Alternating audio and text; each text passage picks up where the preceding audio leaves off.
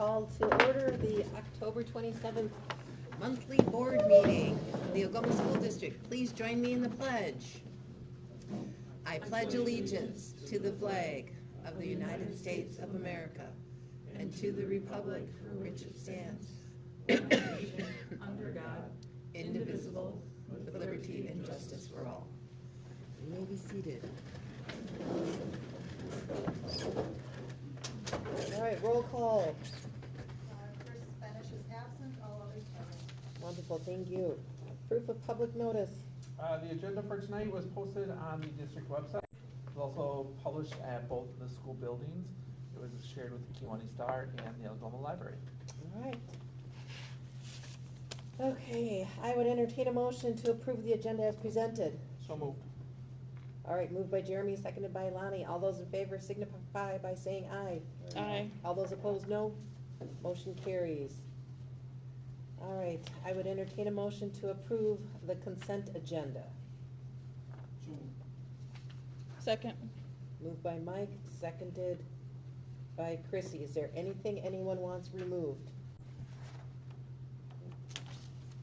Okay, in our consent agenda, we are approving the regular board minutes from September 22nd, the committee board minutes from the Charter School Committee on October 7th, the Finance Committee on October 7th, the Building, Grounds, and Transportation Committee on October 15th, the approval of the bills in the amount of $907,612.65, the approval of personnel actions, employment of staff, resignation of staff, and volunteers, and the approval of donations of Olson Fabrication donating $1,000 in materials for the installation of the new baseball batting cages. All those in favor signify by saying aye. Aye. All those opposed, no. Motion carries. All right. The next on the agenda is the acknowledgement of the donations. And again, we just want to acknowledge Olson Fabrication for donating approximately $1,000 in materials for the installation of the new baseball batting cages. They are adjacent parallel to Perry Field down there. They've got at least the poles put in and the pad has been placed in, but nothing else has been added yet. All right, and number 5, next on the agenda is the board recognition. The Algoma School Board will recognize our high school students that are part of the Wolf Den.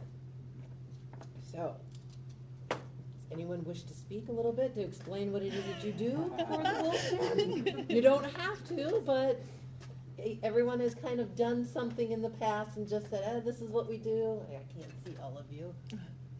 At least your name, maybe how long you've been with Wolf Den, some of the stuff you do. My name's Alex. I started in April. My name is Kiwanee, I also started in April. My name's Avi, and I've worked there for 2 years. And we also have Brady Rogers, who is not here tonight, and Griffin Rush, who also cannot be here tonight. So. All right, so what is it that you do and where is Wolf Den located? Fulton is located at the Algoma Elementary School, and usually we just play with the kids and really teach them like how to deal with certain situations that they find themselves in. Excellent. Is this after school, before school? This is an after school. Excellent. And it's something you enjoy? Are any of you wishing to be teachers after this? I am not personally wishing to be a teacher, but it would definitely be something that would be interesting if I was able to go with that. Excellent. Is there anything you would like the school board to know, like something that you might need, something you think should be changed, how you can make the program better?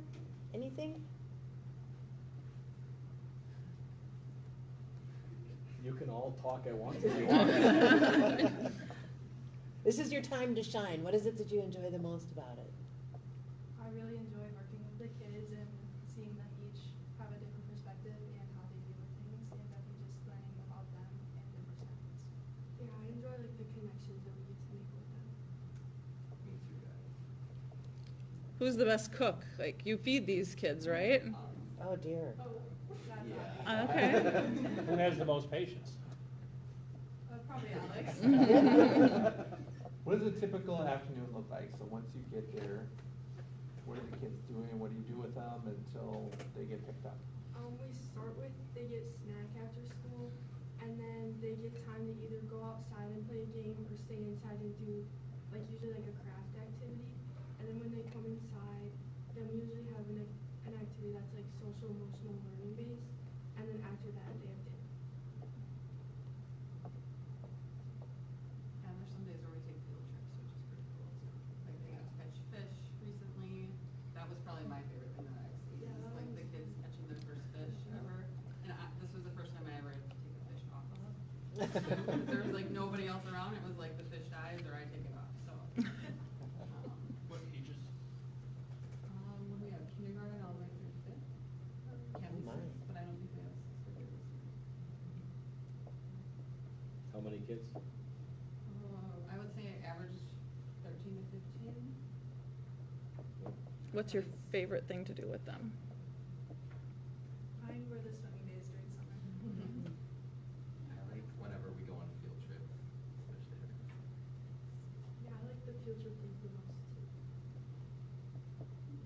Talk a little bit about the summer program, because that's very unique, different than what you guys do in the school year, right? How did this last summer look for you guys?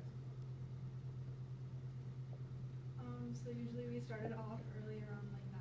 We'd have breakfast, and most days in summer are more like fun days. And so we would like play a game with them or go outside, usually to the park, Gary. And we'd play a game there, and then we'd go back up and do some type of learning activity or some type of like different, more fun activity with them. And we'd head down to the park for lunch. Is it tough helping find activities for a kindergartner and a fifth grader, or how do you like bridge that gap? I would say that sometimes it's hard, but usually we end up figuring it out. And typically the older kids will help the younger ones, which is pretty cool to see some of the Nice. connections that they can make. And how like confident then that older kid feels like by helping the younger kid too. Awesome. What would be each of your favorite things that you've learned by partaking in this program? My favorite thing that I've gotten out of it is just like realizing that they all have different backgrounds and like how that plays into kind of like the way that they are now, and like that you have to keep that in mind. I agree with that. Like it's very cool to see how like each of their personality kind of grows as you teach them new things and how they like take that and accept that and change it into something more. Yeah, me too. I would say just like figuring out how different all of them are and just seeing like how unique they all are and stuff. Well, be prepared, even when you're in college, you're gonna see some of those kiddos and they're gonna point out, hey, and if they see you, so you are definitely doing something awesome. Well, you had me perked when you said dinner. Do you guys do dinner every day? Yeah. So I think it would be fun to, as a board, to come down and maybe help chop vegetables, or, you know, we can be your kind of sous chefs. Or try the, you know. Well, I wasn't gonna say that, but. I'll bring cereal. That's my real intent on it. I was down there a couple weeks ago and we had scrambled eggs that night, so. We have kind of revamped the program this year a little bit too, which I'll speak a little bit to. It used to be a 4-day-a-week program. We cut it down to 3 days because we allowed our wolves, our high school students who are paid for the positions that they do and the work that they do, to give them a full day of planning. So they are solely responsible for coming up with the activities that they're leading and teaching the kids. So they're really the teachers sometimes working with the kids, with the adult support. Thank you to Jackie Robinson, Jamie Robinson, and Avery Robinson. You guys are all wonderful. You guys share the responsibilities, I know, and be kind of the person in charge, but. And do you guys still accept donations of meals on certain days? I would say yes. Jamie's kind of more in charge of that, but I know like the Methodist Church comes once a week and they bring something, and I think, yeah, anybody, yeah, if you guys wanted to like make a meal or donate something, we would definitely need something that's easier to make. I mean, if we're the ones making it for the kids, but yes, of course.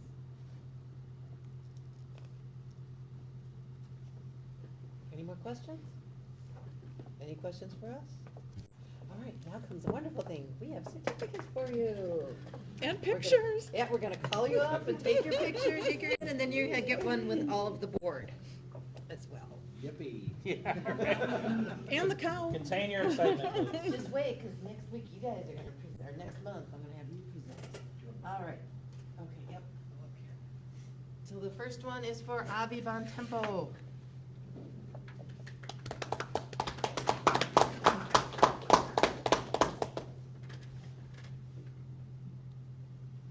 Thank you. All right, the next one is Kaylani Lee. Thank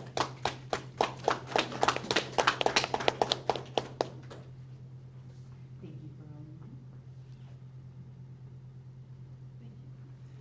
And then we have Alexander Laurie.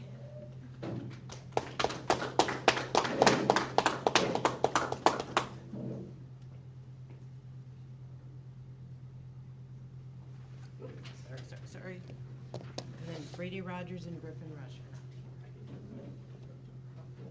So we do one group picture? Group picture, everybody up in the front. Please. Want to hold the cow, you can. None of us. Oh, yeah, that's right, because you can't see our heads if we. Right. Don't see my joggers, please. Yeah, you can Yay, take get it. the cow! Alex, you should go in the middle. Boy in the middle. There you go. Wait. Duck your head a little more. There we go. Okay. My turn. 1, 2, 3. Thank you, guys. We Nice job. appreciate all that you do. And if you want to hang around for the rest of the very informative, exciting gets school way more board exciting. meeting, my CISA 7 report is coming up shortly. and, Yeah, my legislative report's coming up. They're like, no, thanks. Thanks for coming. Yeah. Thank you. Thank you for coming. All the bills and everything. All right. There goes our crowd. Yeah, I know. So sad. All right. It's always fun seeing them. Next on the agenda is the board correspondent report by me. All right. So AB 196 and Senate Bill 170, legislation that would allow retired staff to return to work without having to get up their pension, is still being held up in the legislative committees despite strong bipartisan support. Joel Kitchens is our local representative, who is in support of this. And if you remember, I said that the police and safety officials, can't remember who else, already have gotten this. It's teachers that are snagging it up. We aren't quite sure what it is, but it would allow flexibility, especially for us in our community. If a retired person wanted to come back and teach, they could do it, and it wouldn't cost the state anything, and it protects the state retirement fund, so we're hoping this is something that will get pushed forward. Alluded to this a little bit in the budget hearing. DPI has released its 2025-26 general school aid data, showing that 71% of the public school districts will receive less general school aid this year, while over $350 million in general aid will be diverted to the voucher schools. They decided during the recent state budget process not to provide additional general aid to public school districts. So that is unfortunate. And because of this, it is going to see, because school districts are losing state aid, they don't lose school revenue authority, meaning that school districts will be left to decide whether to increase the local property taxes to make up the difference or to make more budget cuts. The Senate was in session on October 14th. Where'd you go? There you are. Okay.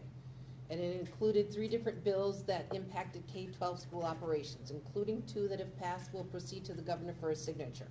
AB 2, which generally prohibits cell phone or personal device usage during instructional time, and I've talked about that in previous years. AB 5, which requires school materials to be made available for inspection by district residents. It was previously passed by the Assembly back in February. And Senate Bill 136, which would allow additional backup lights being installed on school buses. And now there is a bill draft for a legislative, from the Legislative Bureau 5100, which seeks to promote and increase access to dual enrollment for high school students. The bill sets out to establish a new council on dual enrollment through the Department of Workforce Development, alter the way credits are transferred between institutions, change the deadlines to enroll in these programs, and require new notifications that school boards must deliver to families. And those are the recent updates going on legislatively. Any questions? All right, if not, we'll move on to the CISA 7 report by Chrissy O'Connell. So we started our meeting with finances. We do have some negative year-to-date on finances, but that's typical for this time of year, depending on when things get paid out and come in.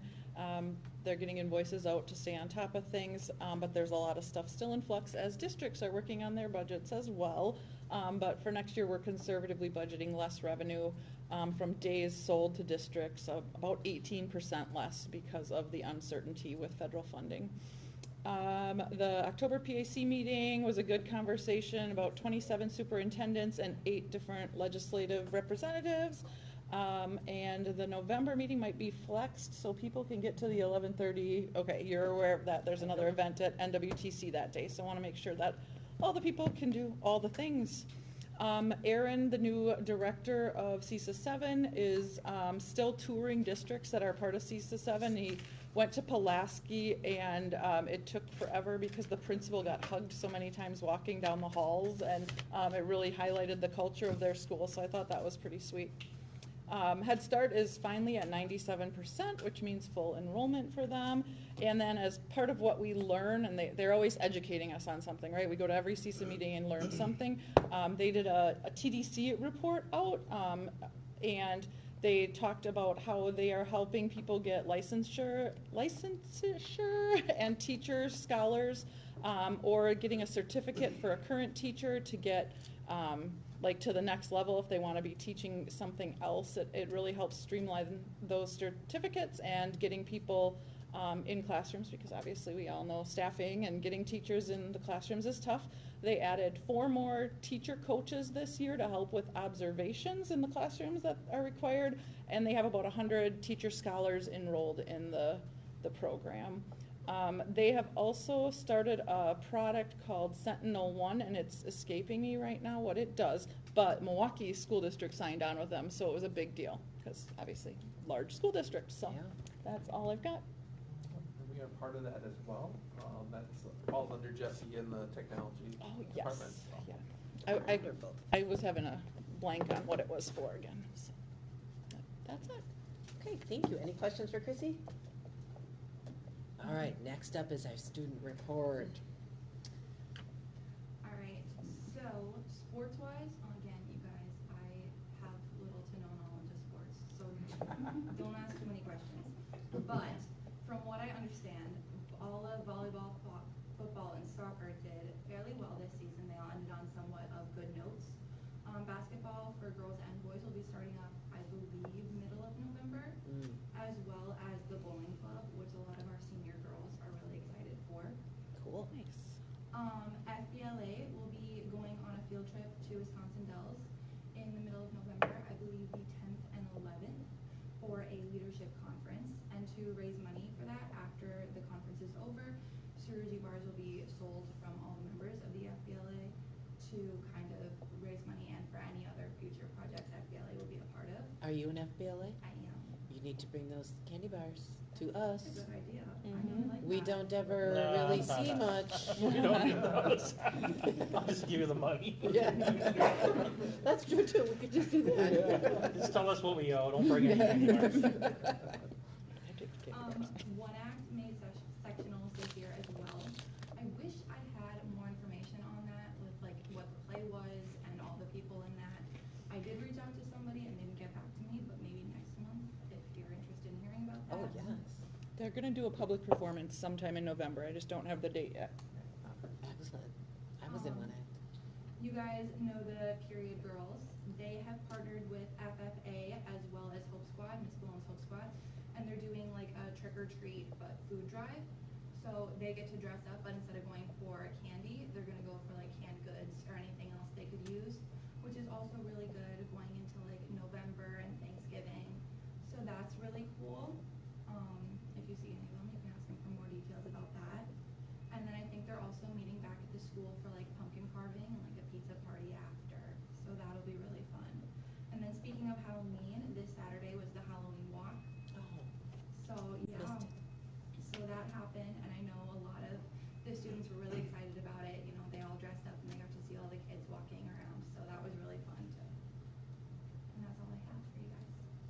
do you have any questions for us? Like any concerns you hear the kids talking about that maybe we should? I don't think so, not right now. I've been trying to think of ways to like, well, the people in 6-hour beta and I were kind of talking about like maybe opening up like a Google form or something where like people can like safely put in any concerns they want to hear, but none of that has been set in place yet. Okay, it's a good idea. Thank you. The ability to do that within the app that way. You could probably put just with one or two. Would responses go to her or the board? Whatever. I think they whoever should, wants to respond. if you wouldn't mind, it might be a good way for you to kind of get an idea of what's going on. I mean, we just get a report from you. It would be nice to have a little more in-depth and get you involved. Yeah, I think that's great. People can put stuff in about sports. That'd be helpful. And I think definitely bring your fundraisers here, like I have to order fruit, but I don't know who to order fruit from right Me now, too. and stuff like I that. do So want to order if you fruit. know people in these different clubs, or I'm good on cerugis, I will buy cerugis.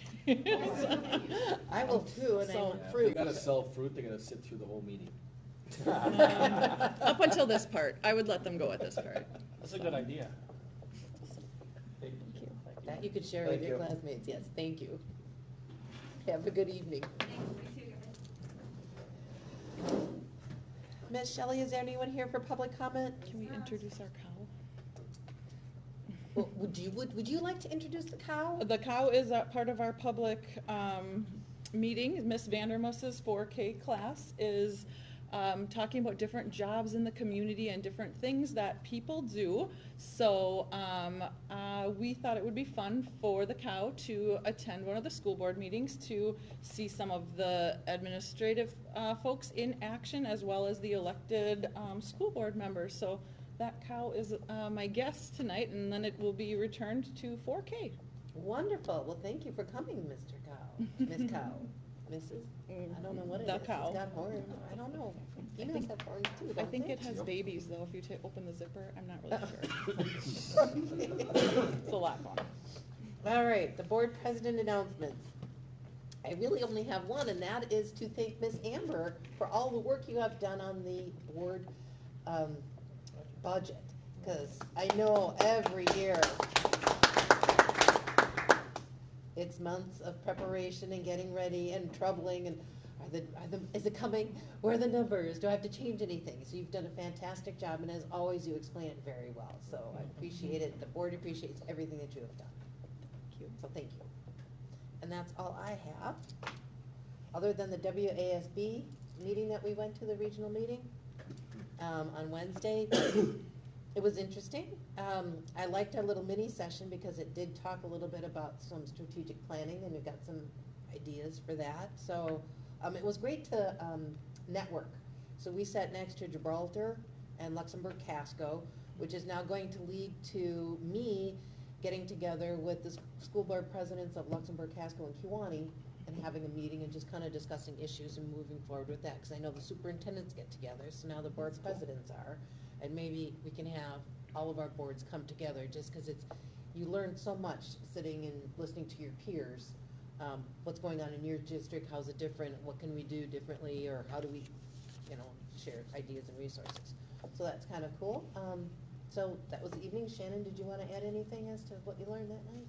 You don't have to. Especially as a new board member, I think it's valuable to go to those and get that networking in and hearing more of the stuff that I probably wouldn't have heard, stuff that I don't know about because I know about this, and this. So it definitely was informative. Wonderful. All right, moving on. Administrative reports. Superintendent and business manager report. A couple things on our presentation tonight. So some key takeaways would be we are going to review the annual budget presentation. We kind of will summarize what we just heard in our budget hearing, but tonight is the official, or this meeting is when you formally adopt the budget, so we need to review it one more time. Amber will do a monthly finance update. I'll talk a little bit about what our enrollment numbers for 25-26 are looking like. Believe it or not, we'll talk about the spring election information coming out already. And then we will talk about the safety and security action reports for both buildings, because those need to be annually approved by the board before we submit them to the Department of Justice.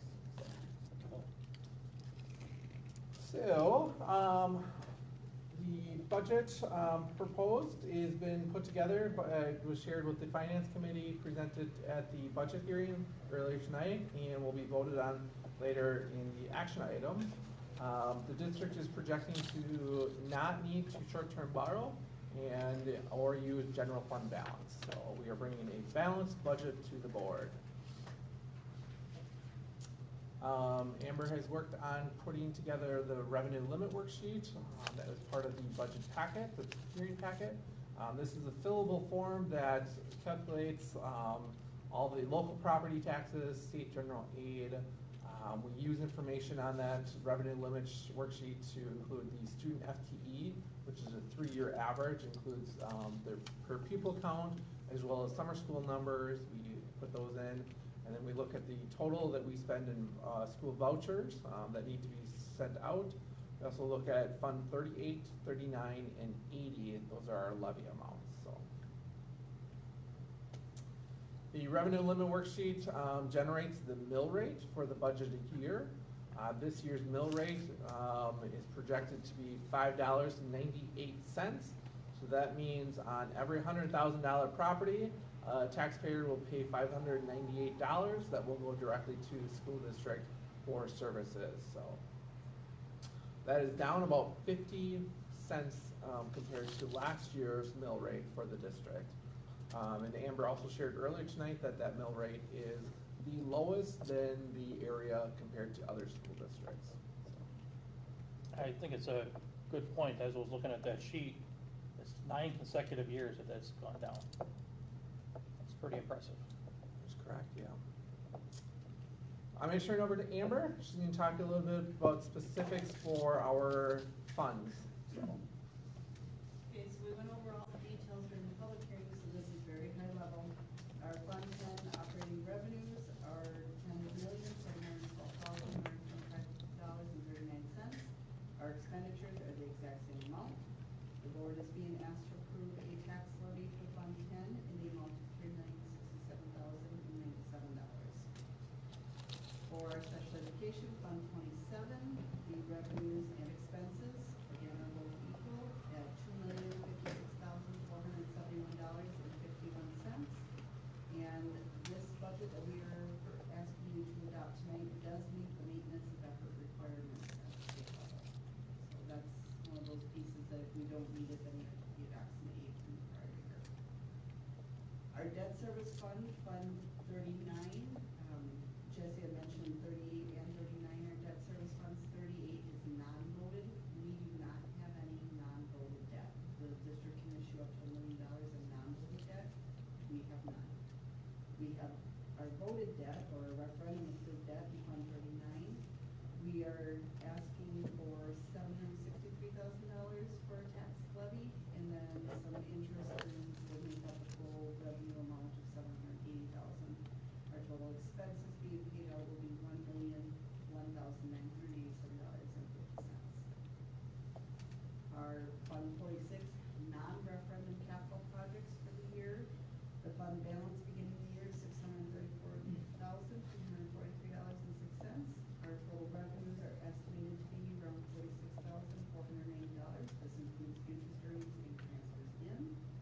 We are estimating expenses of about $520,000 for facility improvements and bus replacement, which will end the year with about $160,833.06.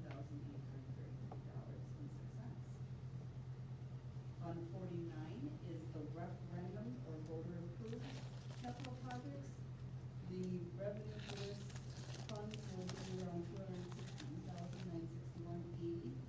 The expenditures for this fund will be $8,034,100. That huge gap is because we issued debt in '24 and we are spending that debt down.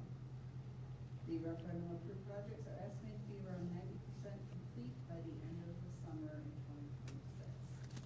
Our ending fund balance is estimated to be around $927,649.50.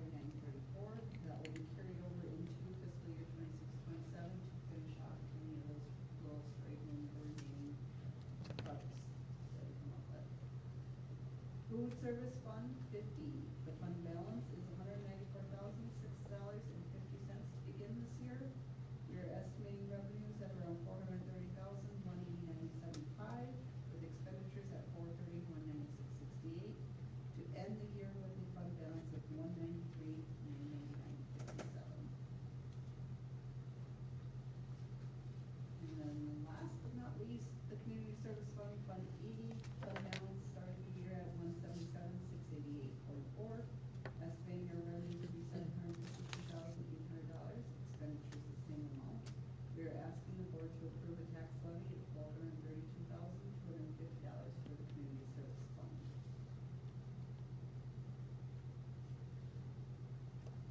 So our key takeaways for the 25-26 budget.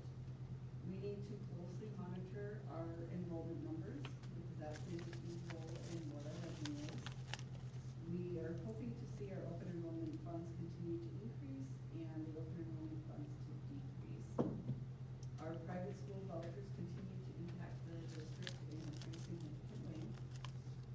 Our property taxes for the general fund increased by $29,422 this year, and the overall property tax levy is increasing by $77,670.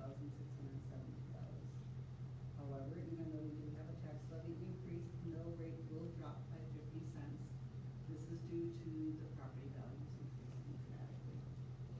And the district will have a balanced budget for the year. And then the last piece, or key takeaway, is we have quite a few financial challenges to come down the road, and we are keeping an eye on these. The school-based mental health funding that we're receiving this year will only be received at about 25% next year. We already know that. The classroom furniture and maintenance budgets were reduced to help balance the budget, because we are using our planning dollars to cover some of those pieces. Those will need to go back in next year.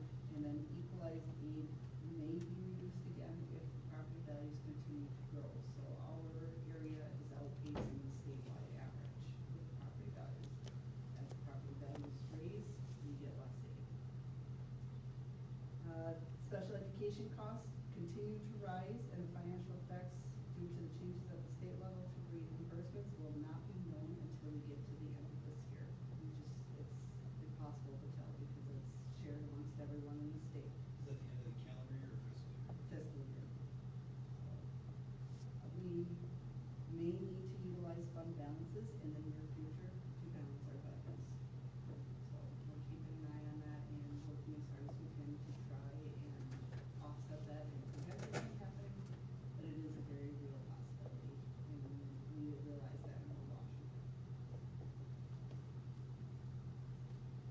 So up on the screen there is the proposed budgets for all of our funds.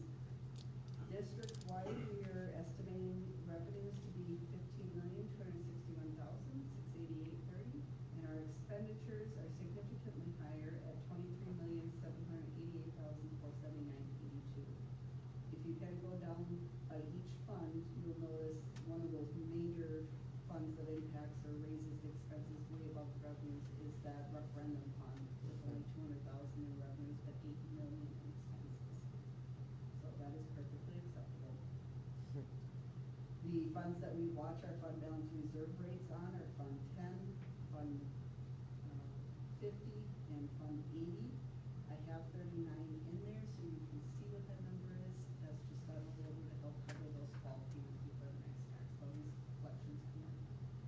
So 25% to 35% is really an ideal number for those. Fund 80 is just below it at 24, which is good. Fund 50 is at 45%. The state allows us between 33 to 67%. That one's actually state regulated. And then Fund 10, we're at 42%. So we're doing good there. We've set ourselves up to weather the storm that's coming. So then we'll move on to the budget summary reports for our current fiscal year that we have already gotten 3 months into. Our target for September would be about 25%, and as you can see, we are under that mark for everything, so we are doing good. The revenues that we received in September, we got our first payment of that equalized aid estimate, so the state does the estimate. They give us 4 payments throughout the year. We get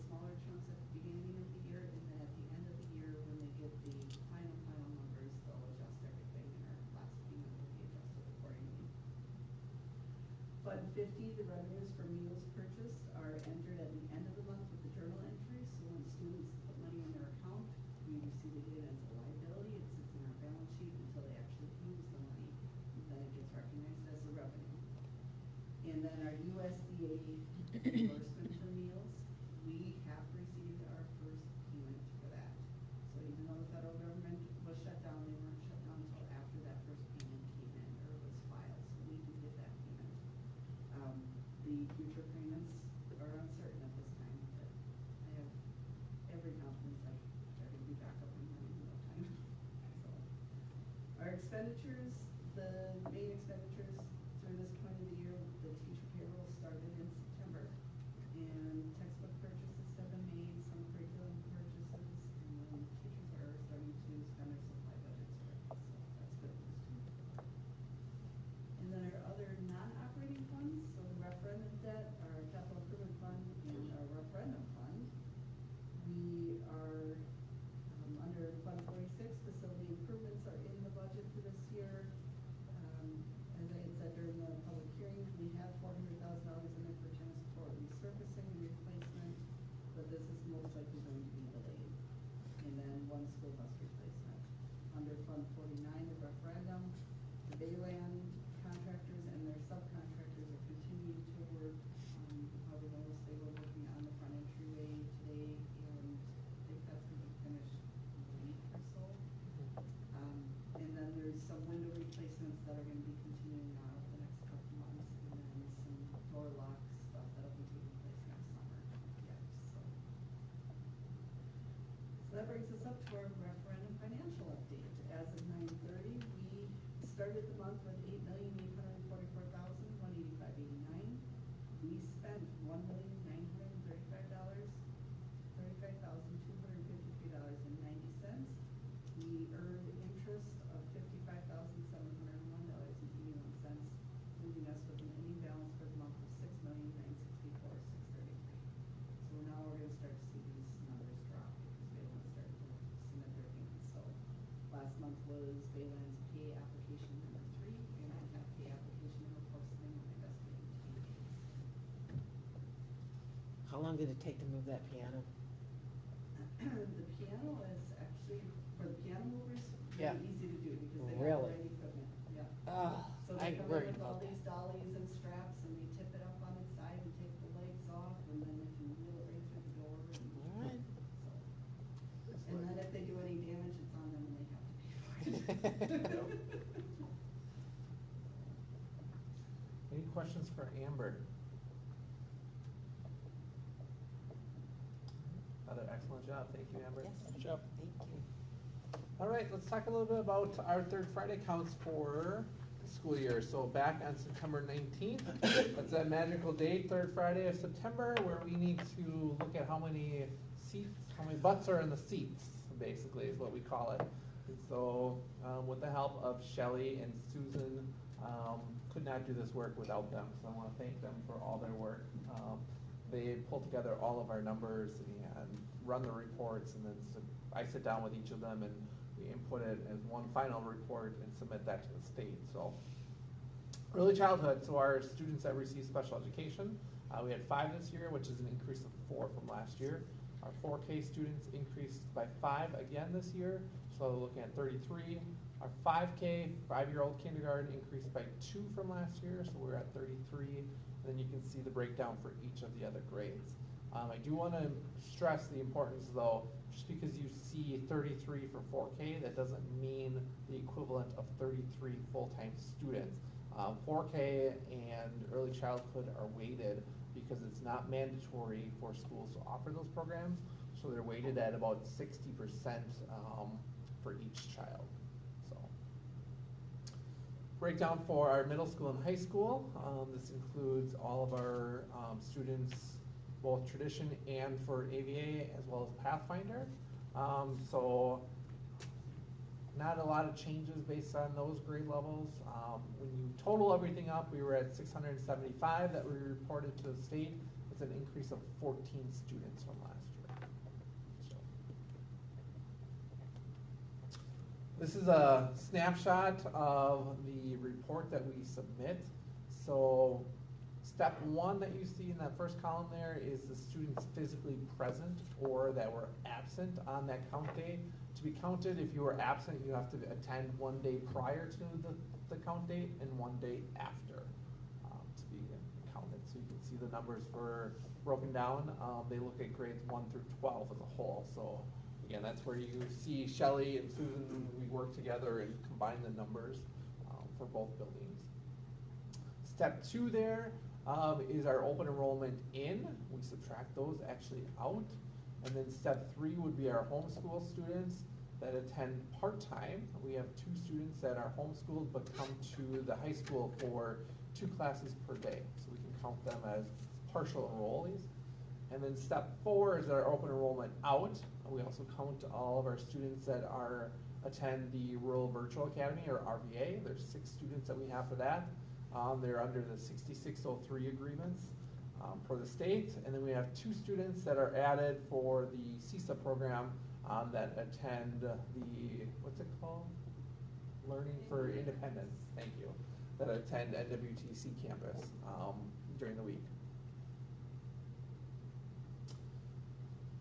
So our open enrollment in, I'm happy to report that we had 42 students open enrolled into the district. This is 5 more students than we had last year. So we're seeing a trend of more elementary age students enrolling into us. And our open enrollment out, we had 76 students open enrolled out. Once you're grandfathered in, once your application is approved, you're grandfathered in. This is 1 less student than we had last year open enrolled out. So we're starting to see a trend of about 1 to 5 students less per year if I look back at the historical data. So, Can I get a copy of that last slide? yep, absolutely. Share that out. So you can see the trends are moving Right. both in the right direction, so we're happy to see that. Any questions about enrollment data? No? All right. Let's talk about the election. Spring election is a few months away. The date is April 7th.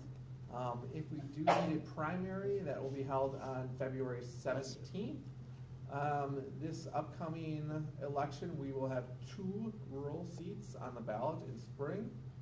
For those out in the public, candidates can fill out campaign registration statements and declarations of candidacies between December 1st, starting at all the way to 5:00 p.m. on January 6th. Those forms can be located or picked up here at the district office. You can see the address on the screen there.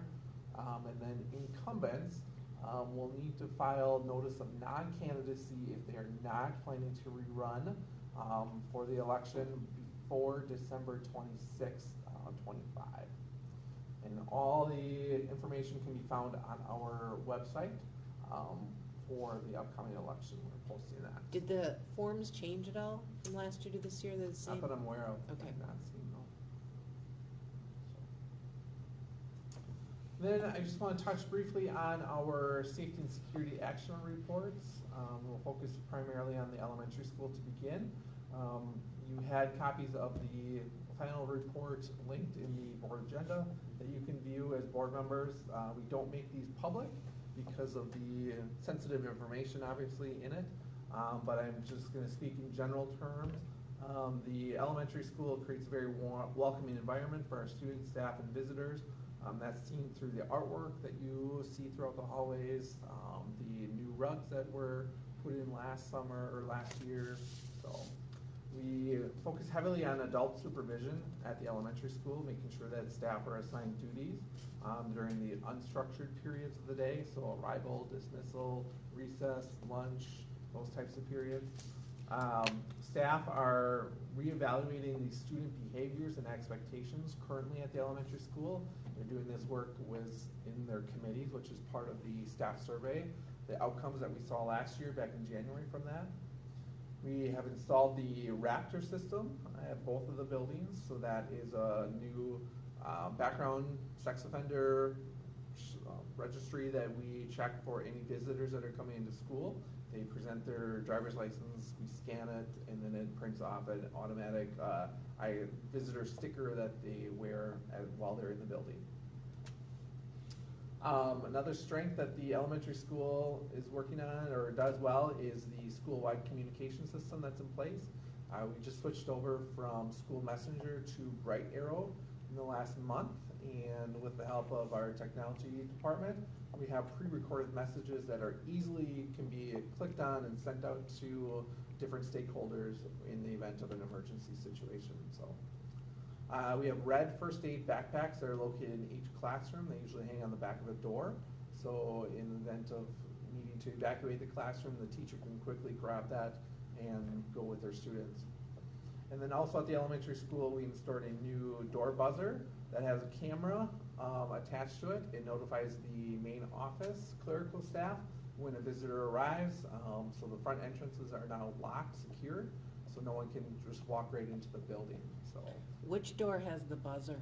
The one facing? under the canopy. Okay. Fremont Street, Okay. close by the city hall.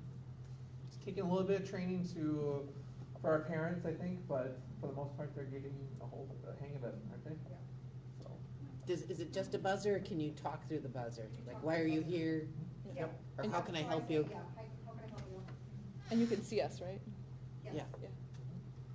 So make your smiliest face. I'm all sweaty from running. We have some, go ahead, sorry. Do you have any AED devices at the We have elementary? One at the elementary school. And how many Yep. up here? 2 up here. Okay, just curious. Oh, one's at the elementary, that's located by the gym. Yeah. And we're up here, located by the gym and the wellness center. Okay, So, Checked regularly? monthly, yep.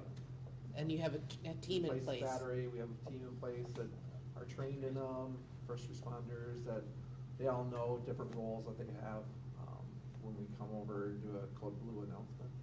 We did practice that this year as well at both buildings, surprise practice for them. Yeah. So it was a good learning opportunity for us. So. For areas of improvement or opportunities for improvement at the elementary school, consideration of having all classroom doors shut and locked during the school day.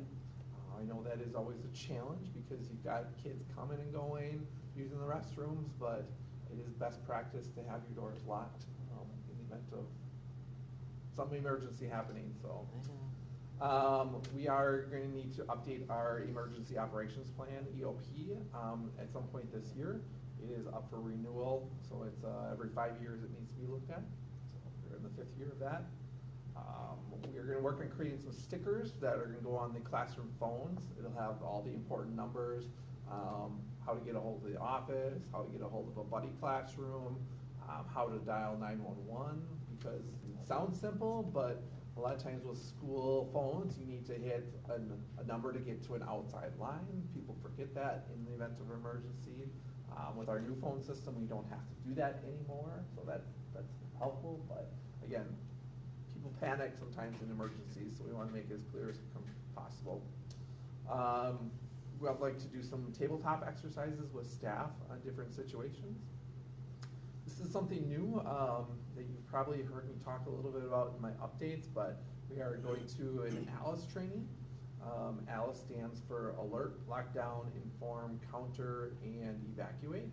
It's a protocol that's in place nationwide with a lot of schools on how to respond to active school shooting situations. So we'll be sending 5 staff members in November to train the trainer model. So those 5 staff members will then come back and be able to train all of the staff members here in the buildings. Were those volunteers or voluntold? Kind of hand selected, and then we, yeah. So those that we felt would be interested in doing it, and they agreed to it. So We wouldn't need to be trained in that if anything should happen during a school board meeting. would not. We can trust all of you. Yes. It would be interesting if you would include EMS around here when you guys do that training. Absolutely, and that will be part of that we will look at. I know we had that in place here last summer, I believe it was, that we did that training. So I've talked with the law enforcement, and there's plans to do that again next summer as well. So, what I'm excited the most about this ALICE training is it will be countywide. So Kiwanee School District, Algoma, and Luxembourg Casco are all participating in this, thanks to the sheriff, Sheriff Josky, who's secured some grant funding. We do need to pay a little bit as a district to attend the training, but it's gonna be a uniform response across the whole county. So in the event of something happening, we all are gonna respond the same way. Law enforcement, first responders, they're all gonna be trained the same, so. One of the areas for improvement would be to install a Knox box on the front door. You see that a lot of times at businesses. It's a box that's actually put into the brick that firefighters, police can actually have a separate key. That's part of their squad cars or their trucks, and they can open it up, and inside that has a fob and keys to get into all the areas of the building, so. And then use of the radios, we have purchased fair amount of radios, I think, for the district, but it doesn't seem to be the primary mode of communication among staff. They still rely on cell phone and texting each other, so we're gonna try and switch over to the radios rather than cell phone, because cell phones aren't always the most reliable, especially in that building. Switching over to the middle school and high school and the ABA, some strengths. Again, very welcoming environment for our students, staff, and visitors. We have lots of murals that are throughout the hallways. We have added the announcements on the screens that are throughout the hallways, and then the welcoming signs. One thing that I think is unique to our building that Mr. Robertson and Ms. Horn has done a wonderful job is surveying our students annually. We do this in January to see who our students are connected with in terms of what staff members. We know that a staff member or a student having a connection to a trusted adult at school is the first line of preventing something from happening.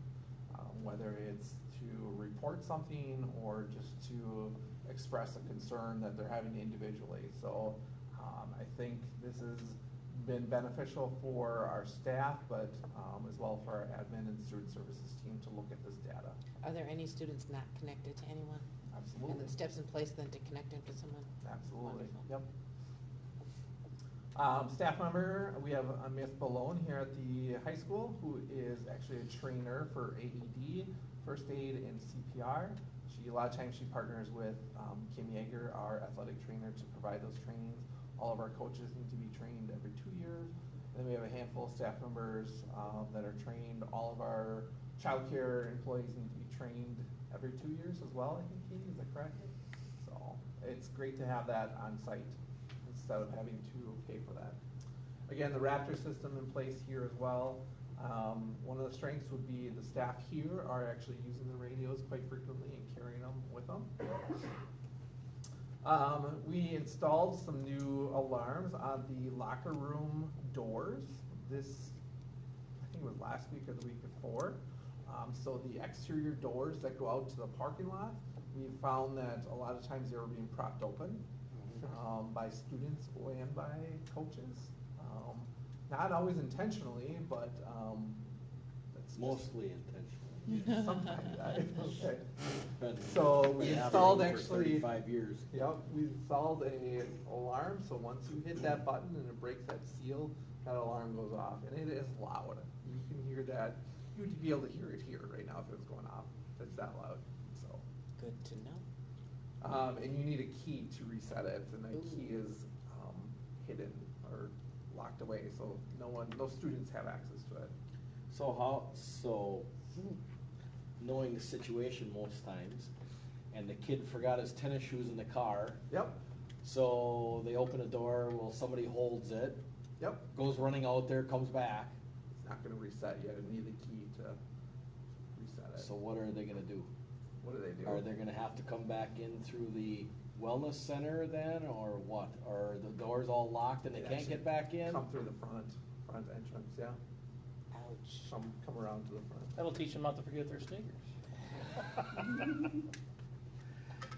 Because the wellness center's doors into the building are closed and locked during the school day, so they wouldn't be able to get through there.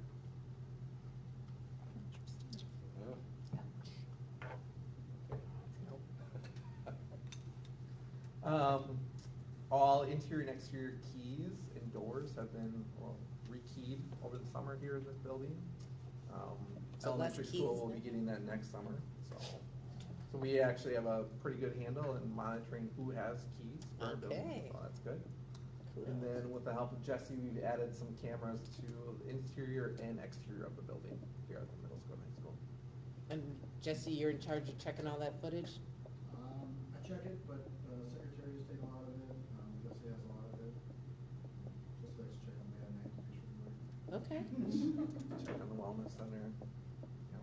Does that record and then store? So our fobs First will aid. or will not work on First our- out. No, Yeah, they were- we get about, I would say, almost 90 years. Okay. So no Netflix for you at night, you're just watching No. footage of. No. We'll wave every time we go by the cameras now. Hey, Jesse. Some opportunities for improvement here at the middle school and high school would be consideration again for all classroom doors to be shut and locked during the school day.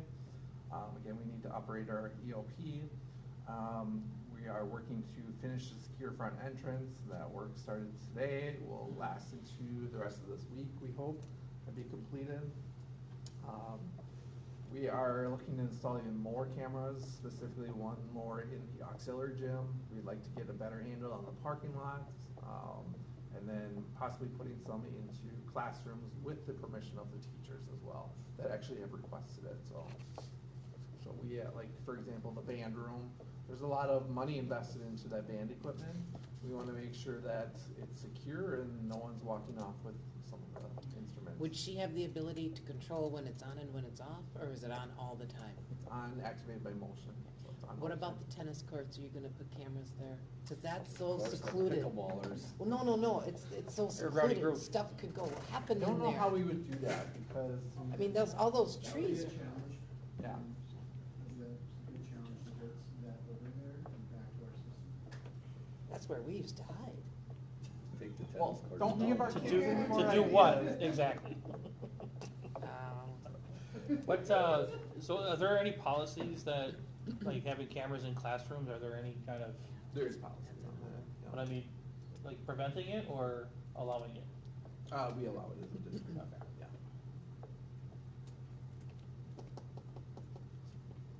Alright. Any questions you have for me? On all your report, is that, or is this, I can ask any question, or is it just on this? Or, are you done with your I'm superintendent? done, Okay, yeah. sorry, referendum question. Yeah. When does the grade school get their parking back in the commons? When does the lift go away? Is that staying there all winter? That's a great question. I anticipate the windows probably going into December at the elementary school, so, Okay. yeah. Okay. Cause they've got the whole first floor yet to do, so. They are working to remove that one trailer that's along the fence by childcare there.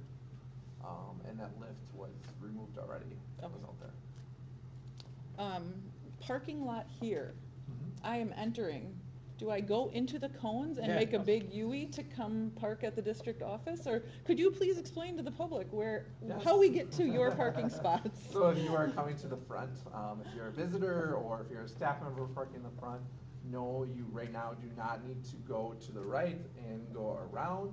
You just can cut across safely into that circle driveway. If you are doing parking in by the wellness center, tennis courts, gym entrance, then you would go to the right and follow through. I do want to make a point that Officer Brad this is how he's teaching our students how to park appropriately in ankle parking. If you are not backing out of your spot when you leave, you are parked inappropriately, not correctly. So you need to make sure you are backing out of your spot at all times when you leave. Are there gonna be lines eventually in place of the cones to kind of direct? Well, we're Second looking at driveway. adding that other entrance, so that will Mhm. mitigate that, Mhm. so. Great idea.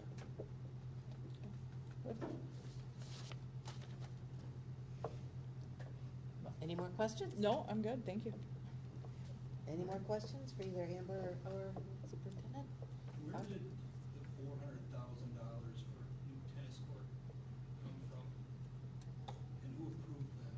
Is that So that was part of the Fund 46, we have to create a facility, a plan, basically, and it was approved by the board.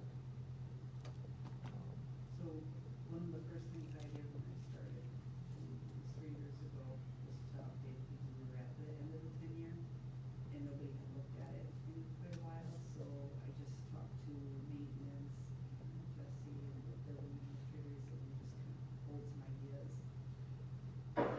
That was thrown out in the 4 year mark.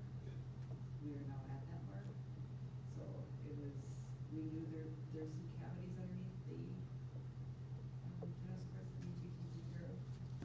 We didn't know if we could just fill them or not, so we just threw them out there to maybe that's. So it might not even be 400,000. Got it, okay. Or it might be more. The only reason I'm asking is almost $500,000 looking at tennis courts. We don't have a tennis team. We're trying to, now we're gonna be going and fundraising to move the football field for a football and soccer team that we do have. That's all. Yeah, that's a good point, Mike, and I think, I'm sure Lonnie will speak about that when he gets to his committee report, but, how that kind of intertwines with the whole master plan process of things. The students do go out and play tennis and other sports on those courts, because they are out there at least daily in the Is it nicer. part of the, FIAD. Yeah. FIAD program? Yep. So they'll do pickleball and tennis out there, because we see them. And there's other people that come out and play tennis, so. No, I'm not saying it has to be done, it just, We do have a tennis club, with made up of students. Chris Robinson's one of our science teachers, he runs it. It's not a WIA sport that we're involved with, it's just more of a club, so.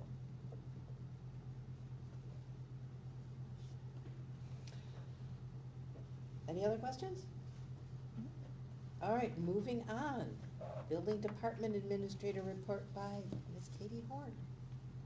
Hi, we'll start with ADA tonight. So update on the Newman Park project. If you've driven by there, the trail is laid and done. So we had a group of our boys help with kind of breaking some of the stone and worked with our city workers on that, which is fun to watch. I got to work down there. The city workers were hilarious working with our boys. The picnic tables are all built. They need to be sanded and stained, which we'll be working on this week and next week. And the gazebo that'll be going out there, all of the materials are purchased. They're just figuring out some ways to get that built. Hopefully, before the weather gets bad. Is it going to be set up this year or maybe in springtime? My guess is it'll be springtime. Okay.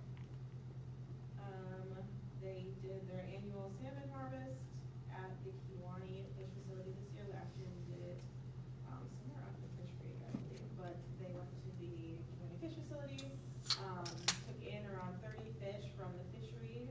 They brought them to the marina where they learned how to live fish, and then donated them to the food pantry. That's always one of the kids' favorite outings of the year. A lot of them have never even seen the salmon, so being able to watch them like squeeze out all the eggs and how they reproduce at the Kiwani Fish Facility, and then they see them like get to amazing skills and learn how to play them. So that was always fun. This week they're doing their quarter one learning defenses. So part of the ABA is that they have to defend their learning each quarter in some way. So kids who are like the new kids or the lower level project kids have to present to just a couple of their classmates. They each get to sign up for the projects they want to see or they want to watch, and then they give constructive feedback to each of their classmates. But the kids in like the 300 project level have to present to all of their classmates, which can be a little daunting, but then they receive feedback from them. So that's, for me, one of my favorite parts of ABA is just being able to watch the kids progress in that each year. It's like our newer kids tend to freak out a bit because it's scary to present. But then by the time they're in the 300 level, they're masters at it. It's really cool to see them do that because it's a very high level thing that generally kids in college are doing, not necessarily high school. So that's been cool. And then you guys approved of it. We'll have a teacher for science starting November 4th, which is awesome. Our two teachers have been doing all they can this year, but they have 35 students the two teachers to try and teach social studies, science, and English. English, so they're pretty worn out. So we're very excited to have one of our Algoma alum starting as our science teacher. Pathfinder is trying something a little different this year, so they're doing 3 days at the Pathfinder building and 2 days at the high school. That's really so Lexi can support some of the Pathfinder students as they transition their classes here, which really is the whole point of Pathfinder. Pathfinder is there to help the kids that need it, but it's really cool when they're able to start taking some classes back at the high school with their peers. So that's been actually working out really well. If kids have a hard time in class, Lexi's there to support them in what they need. They have been helping out at Paul's Pantry. We do that every year. Help stocking shelves, organizing bins. It's the food pantry here today. Some of the kids this year have mentioned that they've been consumers of Paul's Pantry in the past, so it's really cool for them to be able to give back and help there, which now is more important than ever. So I know they're doing it 2 times in November. They've been there once or twice already this year. 2 of our 3 seniors are finishing up their last packets. Will hopefully be done by semester, which is always exciting. And then students have been working with our youth apprenticeship coordinator this year for the first time to do some job shadows and hopefully get set up in some apprenticeship opportunities.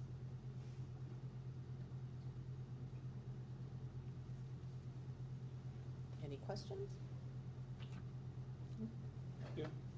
All right, thank you. Okay, moving on to committee reports. Charter School Committee meeting. Yeah, so the Charter School Committee met. There was a question posed about the ABA website due to having kind of duplicate websites. ABA has their own website, and then with the new addition to the district website, the committee met just to ask questions and make a decision on moving forward. The decision was to go ahead and move forward with a new site with the input from the ABA staff to work with Jesse to help design the new site within the district to mirror what the ABA website looks like.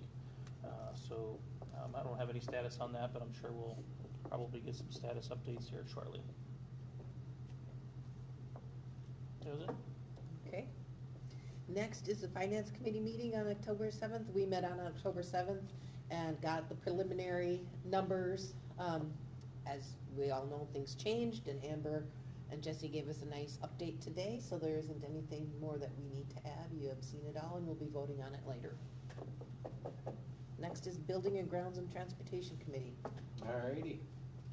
I don't have any notes, so we met on October 15th. We met with point of beginning. We went through some pros and cons about moving the football or the sports facility up here. We came up with maybe a 10 or 20 or 30-year plan, really what it may or may not look like. He brought some really cool drone pictures and big maps, basically, of the pictures. And then we had it was kind of like a game. We met in groups, we got together in groups, and then we had all little cutouts, and we could kind of place them where we thought they might fit the best on that map, come up with some ideas. So I think towards the end we kind of came up with a consensus maybe of what we were maybe looking at. And we got together with the advisory committee, which is made up of parents and coaches. Great. So that's kind of where we left it at the end. What were they gonna do, Jesse? They were gonna put together something with them drawings and stuff? Yes. Looking at creating a final plan, and then we were gonna meet again on. One of the things was, again, we discussed it, was the tennis courts, what to do with those and how they really fit into the plan.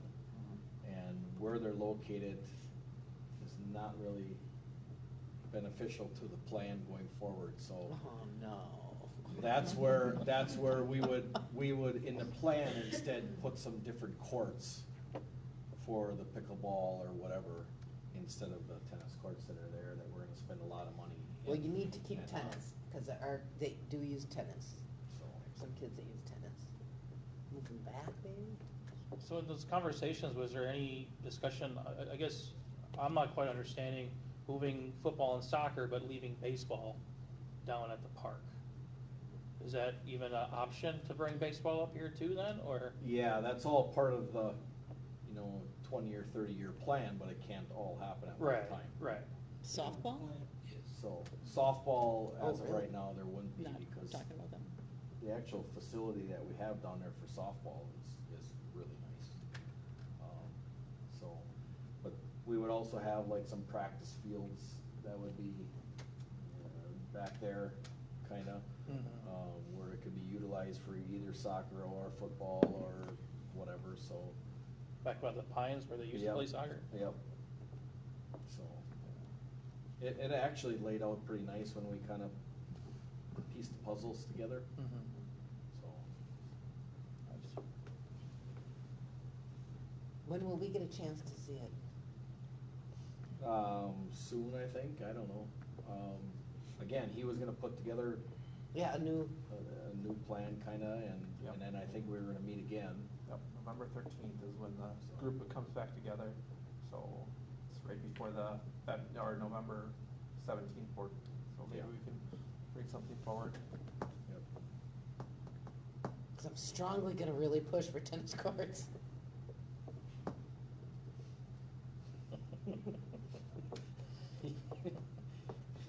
And You pickleball. may be the only one.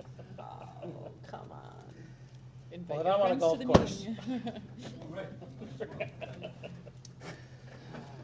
Maybe we can draw some extra lines in the parking lot for you. No, no, there's gotta be room You somewhere. have indoor pickleball courts. There's not enough. There's not enough. Come down to Perry. Not enough, and they have them set up wrong. All right, new business. Any other questions? All right. I would entertain a motion to approve the final 2025-26 budget. So moved. Second. Moved by Jeremy, seconded by Chrissy. This roll call as well? Yes. All right. Moved by Jeremy, seconded by Chrissy to approve the final 2025 budget. Mike? Yes. Shannon? Yes. Lonnie? Amy, yes? Yes. Yes. Jeremy, yes? All in favor, so we all voted yes, so that one motion carries. I would entertain a motion to approve the tax levy for the general fund 10 in the amount of $3,067,097.00. So moved. Moved by Chrissy, Second. seconded by Lonnie.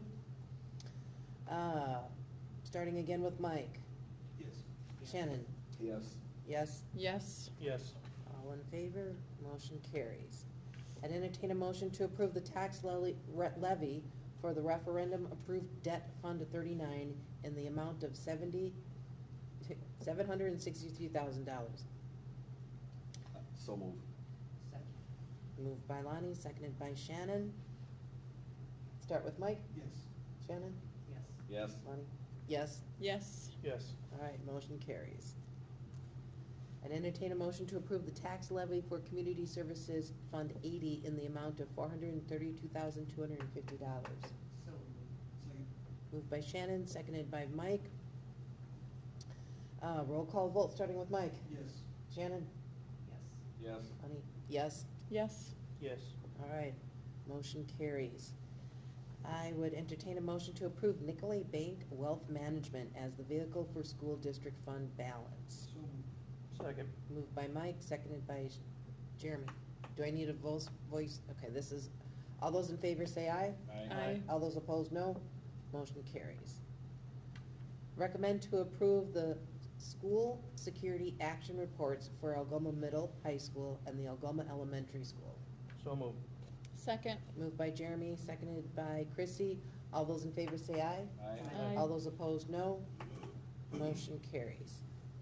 I'd entertain a motion to approve the school resource officer contract in the amount of $57,826 for the 2026 school year as presented. So moved. Second. It's not, is it the school year or is it just 2026? They run the calendar year. Okay, so it's calendar year. Just want to make sure that's clear, not misconstrued. All right, this is a money one, so I'm going to do a roll call on this one. Mike? Yes. Shannon? Yes. Yes. Yes. Yes. Motion carries. Any future agenda items, get them to me or Jesse. I would just like to move student. Oh, yeah, there was a recommendation to move the student report after board recognition. Yes, and before the board correspondence. And CISA. And Yeah. CISA. We'll ask her, maybe she doesn't wanna be moved. She might have enjoyed it. Yeah, she might, we'll see. This is great. I'm sure. But we'll try and we'll ask her. All right, review the dates for future meetings. I heard on November 13th for the Building and Grounds Transportation Committee meeting. Any other meetings coming up? We have the Buildings Grounds on the 13th. Reminder that the November meeting is the 17th, which is not the fourth Monday of the month. It's Right. the third, so. Okay, And then we do have a charter school committee oh, that's right. on November 4th, next That's what Tuesday, it was. Yep, at November 5 4th. o'clock. Charter school meeting at 5 PM. All right, I would entertain a motion to go into executive session under Wisconsin statute 19.85 1C for the purpose of employment, promotion, or performance evaluation data of any public employee over which the governmental body has jurisdiction or exercises responsibility. So, Second. Moved by Lonnie, seconded by Shannon. Roll call vote, Mike? Yes. Shannon? yes. Yes? Yes. Yes. All right, all those in favor, motion carries. We are in executive session at 7:17 PM.